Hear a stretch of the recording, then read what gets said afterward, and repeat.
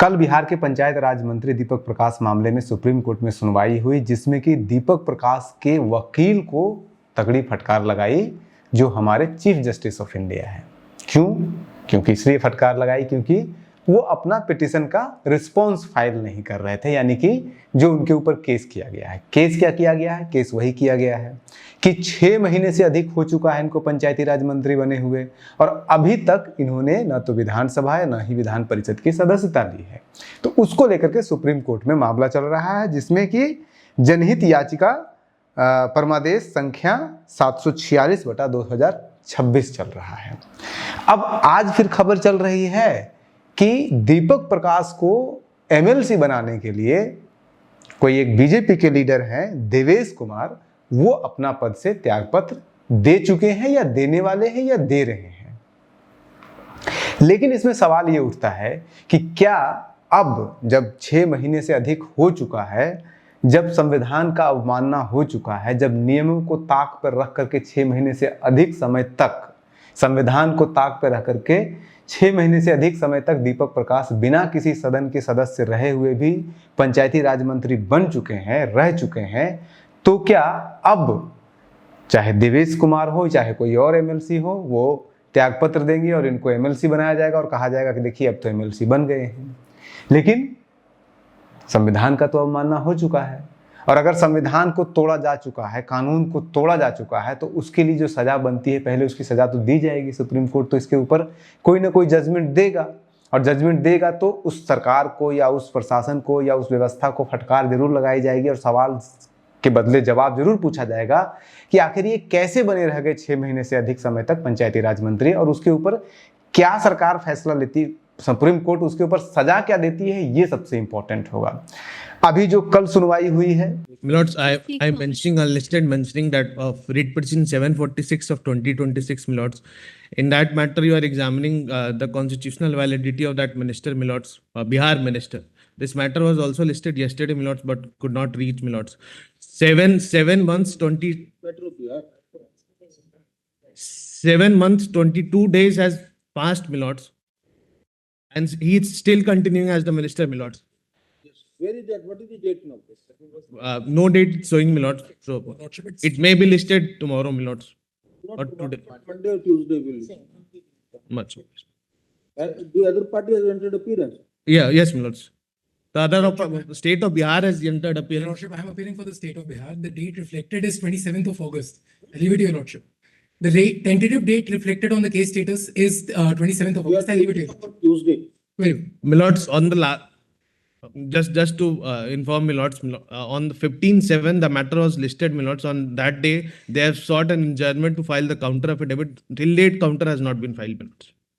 Let them file or not file. We will Much. hear on the interview. We will not grant any time for counter. Very It's a pure legal issue. How are you retaining a minister beyond 6 months when he is not elected?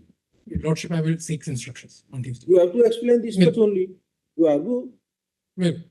उस सुनवाई के अनुसार जो CGI ने कहा, जो वकील हैं रिट पिटीशन करने वाले, जो पीआईएल करने वाले हैं, उन्होंने कहा कि पिछला 15 जुलाई को भी इनको फाइल करना था, जो रिप्लाई फाइल करना होता है किसी भी अपोजिशन पार्टी को, तो 15 जुलाई को फाइल करना था, वो नहीं किया इन्होंने।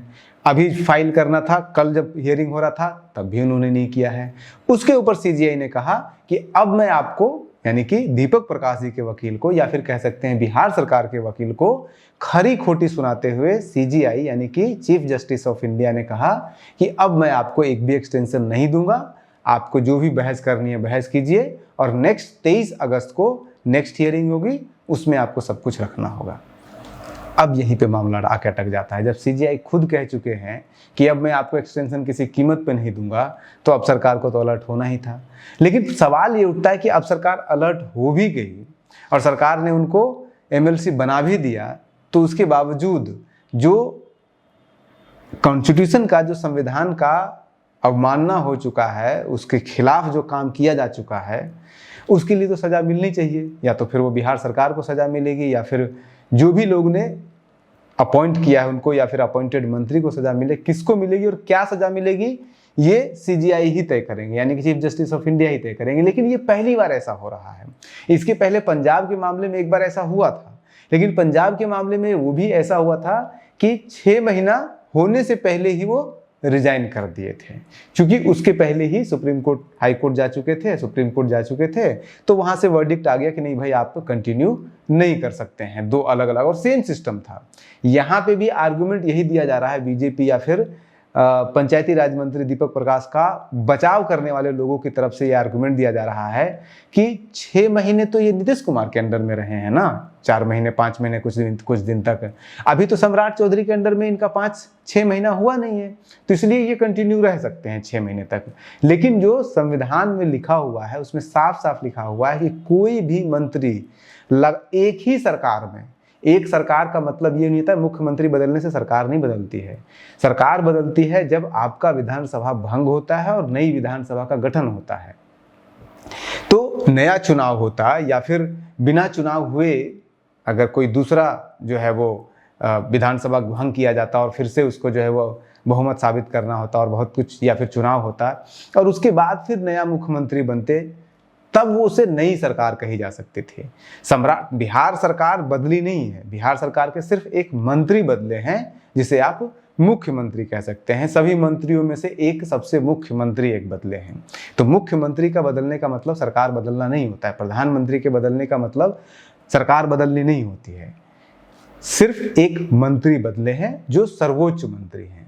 तो सर्वोच्च मंत्री के बदलने से ये तो कुछ ऐसे ही हुआ कि जो सेकंड सबसे इंपॉर्टेंट मंत्री कहा जाता है मुख्यमंत्री को, उसके नीचे सबसे इंपॉर्टेंट मंत्री माना जाता है गृह विभाग को, गृह मंत्री को, फाइनेंस मिनिस्टर को उसके नीचे माना जाता है। तो क्या फाइनेंस मिनिस्टर को भी बदल दिया जाएगा तो नई सरकार कहलाएगी, या गृह मंत्री को बदल दिया जाएगा तो नई सरकार कहलाएगी? मंत्री के बदलने से सरकार नहीं बदलता है, चाहे वो मुख्यमंत्री हो, चाहे प्रधानमंत्री हो, चाहे वित्त मंत्री हो, चाहे कोई भी मंत्री हो। मंत्रियों के बदलने से सरकार नहीं बदलती है। सरकार बदलती है विधानसभा के भंग होने पर, नए विधानसभा के गठन होने पर। और नए विधानसभा का गठन नहीं हुआ है, कोई नया इलेक्शन नहीं हुआ है, सिर्फ मुख्यमंत्री बदले गए थे। इसलिए वो आर्गुमेंट जो इनके समर्थक दे रहे हैं वो बिल्कुल फ्लॉड है। वो आर्गुमेंट, वो तर्क बिल्कुल तर्कविहीन है। और अब सिर्फ इंतजार इस बात का नहीं किया जाना चाहिए, जो कि पूरी बिहार की मीडिया इस बात का इंतजार कर रही है कि अब कब दीपक प्रकाश जो है वो राज्यपाल उनको मनोनीत करेंगे मुख्य एमएलसी के रूप में। लेकिन उससे ज़्यादा इंपॉर्टेंट है 23 अगस्त का वो डेट जब सीजीआई इसके ऊपर हियरिंग होगा और उस हियरिंग में सीजीआई क्या फैसला लेते हैं। हो सकता है कि फैसला लेने में एक और डेट लेने सीजीआई, लेकिन वो बहस बहुत इंपॉर्टेंट होगी जहाँ पे बिहार सरकार की तरफ से वकील रिस्पॉन्स फाइल करेंगे। और रिस्पॉन्स यही फाइल करेंगे कि देखिए अब हमने बना दिया है, लेकिन समय तो बीत चुका है 7 महीने, और जब अगस्त में होगा तब तक 8 महीने कुछ दिन हो चुका होगा इस रिस्पॉन्स को फाइल करते। अब थोड़ा सा आप जान लीजिए कि आखिर ये छोड़ने वाले व्यक्ति जो हैं देवेश कुमार जी, बीजेपी के एमएलसी हैं, वो कौन है। और अभी पिछले महीने ही कुछ एमएलसी का चुनाव हुआ था जिसमें कि आपके हमारे स्वास्थ्य मंत्री निशांत कुमार भी चुने गए थे। तो उसी में इस समय ये आशा लगाया जा रहा था कि दीपक प्रकाश को भी चुन लिया जाएगा, लेकिन उस समय नहीं चुना गया। उस समय अंदर के खाने की बात यह है कि जेडीयू कह रही थी हम अपने कोटे से किसी एमएलसी आपका नहीं देंगे दीपक प्रकाश को, और बीजेपी कह रही थी फिर हम क्यों दें, लेकिन अंततः बीजेपी को देना पड़ रहा है। तो ये देवेश प्रकाश जी जो है वो एमएलसी हैं, 2021 में बने थे। 12 एमएलसी को एक साथ मनोनीत किया गया था 2021 में। और ये बेसिकली ये जर्नलिस्ट हैं, 20 साल इनका जर्नलिज्म का अनुभव है, 1994 से ही जर्नलिज्म कर रहे थे और लगातार बीजेपी के साथ 2014 के बाद जुड़े हुए थे। तो इनका कुछ खास पॉलिटिकल बैकग्राउंड, वो सब और अलग बात है कि इनके फादर जो थे वो भी किसान मूवमेंट, किसान आंदोलन के वगैरह के नेता हुआ करते थे। वैसे इनका कोई पॉलिटिकल बैकग्राउंड ऐसा नहीं था। नरेंद्र मोदी के आने के बाद इनका पॉलिटिकल बैकग्राउंड शुरू होता है और इनको फिर एमएलसी बनाया जाता है। अब इंतजार कीजिए 23 अगस्त का और बने रहिए न्यूज़ हंटर के साथ।